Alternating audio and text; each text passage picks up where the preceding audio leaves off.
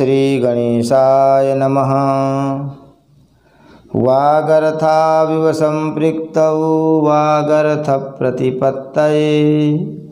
जगतः पितरौ वन्दे पार्वती परमेश्वरौ। श्रीमद्भागवत महापुराण चतुर्थ स्कंध 14वां अध्याय राजा बेन की कथा। ओम नमो भगवते वासुदेवाय। मैत्रेय उवाच भृग्वादयस्ते मुनयो लोकानां क्षेमदर्शिनः गोप्तर्यसति वै नृणां पश्यन्तः पशुसाम्यताम् वीरमातरमाहूय सुनीतां ब्रह्मवादिनः प्रकृत्य सम्मतं वै वेनमभ्यसिंचन् पतिं भुवः। श्री मैत्रेय जी कहते हैं, वीरवर विदुर जी सभी लोगों की कुशल चाहने वाले भृगु आदि मुनियों ने देखा कि अंग के चले जाने से अब पृथ्वी की रक्षा करने वाला कोई नहीं रह गया है। सब लोग पशुओं के समान उच्छृंखल होते जा रहे हैं। तब उन्होंने माता सुनीता की सम्मति से मंत्रियों के सहमत न होने पर भी वेन को भूमंडल के राजपद पर अभिषिक्त कर दिया।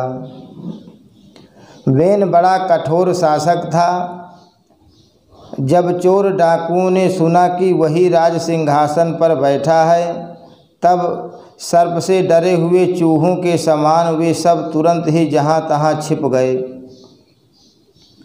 राज्यासन पाने पर वेन 8 लोकपालों की ऐश्वर्य कला के कारण उन्मत्त हो गया और अभिमानवश अपने को ही सबसे बड़ा मानकर महापुरुषों का अपमान करने लगा। वह ऐश्वर्य मद से अंधा हो रथ पर चढ़कर निरंकुश गजराज के समान पृथ्वी और आकाश को कंपाता हुआ सर्वत्र विचरने लगा। कोई भी द्विजाति वर्ण का पुरुष कभी किसी प्रकार का यज्ञ दान और हवन न करे। अपने राज्य में यह ढिंढोरा पिटवाकर उसने सारे धर्म कर्म बंद करवा दिए। दुष्ट वेन का ऐसा अत्याचार देख सारे ऋषि मुनि एकत्र हुए और संसार पर संकट आया समझकर करुणावश आपस में कहने लगे, अहो जैसे दोनों ओर जलती हुई लकड़ी के बीच में रहने वाले चींटी आदि जीव महान संकट में पड़ जाते हैं, वैसे ही इस समय सारी प्रजा एक ओर राजा के और दूसरी ओर चोर डाकुओं के अत्याचार से महान संकट में पड़ रही है। हमने अराजकता के भय से ही अयोग्य होने पर भी वेन को राजा बनाया था, किंतु अब उससे भी प्रजा को भय हो गया है। ऐसी अवस्था में प्रजा को किस प्रकार सुख शांति मिल सकती है। सुनीता की कोख से उत्पन्न हुआ यह वेन स्वभाव से ही दुष्ट है, परंतु सांप को दूध पिलाने के समान इसको पालने वालों के लिए अनर्थ का कारण हो गया। हमने इसे प्रजा की रक्षा करने के लिए नियुक्त किया था, यह आज उसी को नष्ट करने पर तुला हुआ है। इतना सब होने पर भी हमें इसे समझाना अवश्य चाहिए। ऐसा करने से इसके किए हुए पाप हमें स्पर्श नहीं करेंगे। हमने जानबूझकर दुराचारी वेन को राजा बनाया था, किंतु यदि समझाने पर भी यह हमारी बात नहीं मानेगा तो लोक के धिक्कार से दग्ध हुए इस दुष्ट को हम अपने तेज से भस्म कर देंगे। ऐसा विचार करके मुनि लोग वेन के पास गए और अपने क्रोध को छिपाकर उसे प्रिय वचनों से समझाते हुए इस प्रकार कहने लगे। मुनियों ने कहा, राजन, हम आपसे जो बात कहते हैं उस पर ध्यान दीजिए। इससे आपकी आयु, श्री, बल और कीर्ति की वृद्धि होगी।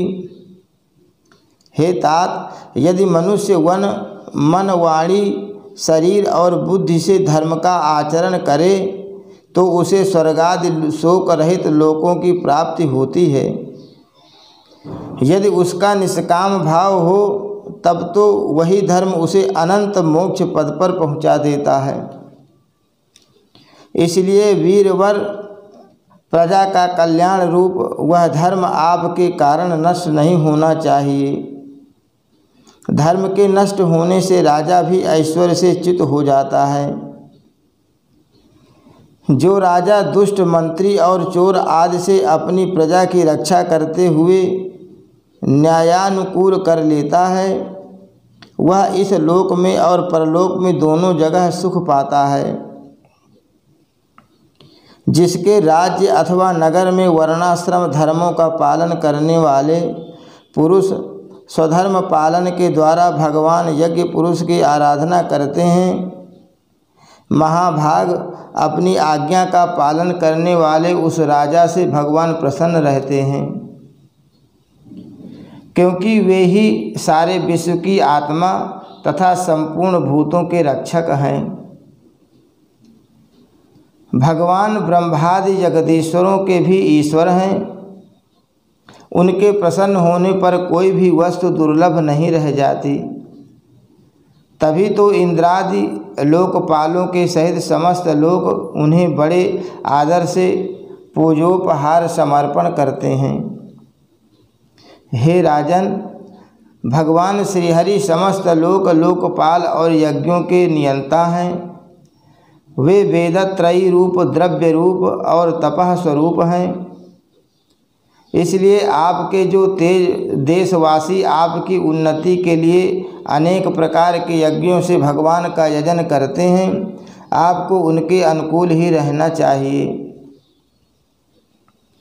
जब आपके राज्य में ब्राह्मण लोग यज्ञों का अनुष्ठान करेंगे, तब उनकी पूजा से प्रसन्न होकर भगवान के अंश स्वरूप देवता आपको मनचाहा फल देंगे। अतः वीरवर, आपको यज्ञादि कर्मानुष्ठान बंद करके देवताओं का तिरस्कार नहीं करना चाहिए। वेन ने कहा, तुम लोग बड़े मूर्ख हो, खेद है, तुमने अधर्म में ही धर्म बुद्धि कर रखी है। तभी तो तुम जीविका देने वाले मुझ साक्षात पति को छोड़कर किसी दूसरे जार पति की उपासना करते हो। जो लोग मूर्खतावश राजा रूप परमेश्वर का अनादर करते हैं, उन्हें न तो इस लोक में सुख मिलता है और न परलोक में ही। अरे, जिसमें तुम लोगों की इतनी भक्ति है, वह यज्ञ पुरुष है कौन? यह तो ऐसी ही बात हुई जैसे कुलटा स्त्रियां अपने विवाहित पति से प्रेम न करके किसी पर पुरुष में आसक्त हो जाए। विष्णु, ब्रह्मा, महादेव, इंद्र, वायु, यम, सूर्य, मेघ, कुबेर, चंद्रमा, पृथ्वी, अग्नि और वरुण तथा इनके अतिरिक्त जो दूसरे वर और शाप देने में समर्थ देवता हैं, वे सब के सब राजा के शरीर में रहते हैं। इसलिए राजा सर्वदेवमय है और देवता उसके अंश मात्र हैं। इसलिए ब्राह्मणों, तुम मत्सरता छोड़कर अपने सभी कर्मों द्वारा एक मेरा ही पूजन करो और मुझी को बलि समर्पण करो। भला मेरे सिवा और कौन अग्र पूजा का अधिकारी हो सकता है? श्री मैत्रेय जी कहते हैं, इस प्रकार विपरीत बुद्धि होने के कारण वह अत्यंत पापी और कुमार्गगामी हो गया था। उसका पुण्य क्षीण हो चुका था। इसलिए मुनियों के बहुत विनय पूर्वक प्रार्थना करने पर भी उसने उनकी बात पर ध्यान नहीं दिया। कल्याण रूप विदुर जी, अपने को बड़ा बुद्धिमान समझने वाले बेन ने जब उन मुनियों का इस प्रकार अपमान किया, तब अपनी मांग को व्यर्थ हुई देख हुए उस पर अत्यंत कुपित हो गए। मार डालो, इस स्वभाव से ही दुष्ट पापी को मार डालो। यह यदि जीता रह गया तो कुछ ही दिनों में संसार को अवश्य भस्म कर डालेगा। यह दुराचारी किसी प्रकार राज सिंहासन के योग्य नहीं है, क्योंकि यह निर्लज्ज साक्षात यज्ञ पद श्री विष्णु भगवान की निंदा करता है। अहो, जिनकी कृपा से इसे ऐसा ऐश्वर्य मिला, उन श्री हरि की निंदा अभागे बेन को छोड़कर और कौन कर सकता है। इस प्रकार अपने छिपे हुए क्रोध को प्रकट कर उन्होंने उसे मारने का निश्चय कर लिया। वह तो भगवान की निंदा करने के कारण पहले ही मर चुका था, इसलिए केवल हुंकारों से ही उन्होंने उसका काम तमाम कर दिया। जब मुनिगण अपने अपने आश्रमों को चले गए, तब इधर वेन की शोकाकुला माता सुनीता मंत्रादि के बल से तथा अन्य युक्तियों से अपने पुत्र के शव की रक्षा करने लगी। एक दिन वे मुनिगण सरस्वती के पवित्र जल में स्नान कर अग्निहोत्र से निवृत्त हो नदी के तीर पर बैठे हुए हरि चर्चा कर रहे थे। उन दिनों लोकों में आतंक फैलाने वाले बहुत से उपद्रव होते देखकर वे आपस में कहने लगे, आजकल पृथ्वी का कोई रक्षक नहीं है, इसलिए चोर डाकुओं के कारण उसका कुछ अमंगल तो नहीं होने वाला है। ऋषि लोग ऐसा विचार कर ही रहे थे कि उन्होंने सब दिशाओं में धावा करने वाले चोरों और डाकुओं के कारण उठी हुई बड़ी भारी धूल देखी। देखते ही वे समझ गए कि राजा वेन के मर जाने के कारण देश में अराजकता फैल गई है, राज शक्तिहीन हो गया है और चोर डाकू बढ़ गए हैं। यह सारा उपद्रव लोगों का धन लूटने वाले तथा एक दूसरे के खून के प्यासे लुटेरों का ही है। अपने तेज से अथवा तपोबल से लोगों को ऐसी कुप्रवृत्ति से रोकने में समर्थ होने पर भी ऐसा करने में हिंसादि दोष देखकर उन्होंने इसका कोई निवारण नहीं किया। फिर सोचा कि ब्राह्मण यदि समदर्शी और शांत स्वभाव भी हों तो भी दीनों की उपेक्षा करने से उसका तप उसी प्रकार नष्ट हो जाता है जैसे फूटे हुए घड़े में जल बह जाता है। फिर राजर्षि अंग का वंश भी नष्ट नहीं होना चाहिए, क्योंकि इसमें अनेक अमोघ शक्ति और भगवत परायण राजा हो चुके हैं। ऐसा निश्चय कर उन्होंने मृत राजा की जांघ को बड़े जोर से मथा तो उसमें से एक बौना पुरुष उत्पन्न हुआ। वह कौवे के समान काला था। उसके सभी अंग और खासकर भुजाएं बहुत छोटी थी। जबड़े बहुत बड़े, टांगें छोटी, नाक चपटी, नेत्र लाल और केश तांबे के से रंग के थे। उसने बड़ी दीनता और नम्र भाव से पूछा कि मैं क्या करूं? तो ऋषियों ने कहा, निषीद अर्थात बैठ जा। इसी से वह निषाद कहलाया। उसने जन्म लेते ही राजा वेन के भयंकर पापों को अपने ऊपर ले लिया, इसीलिए उसके वंशधर नैषाद भी हिंसा, लूटपाट आदि पाप कर्मों में रत रहते हैं।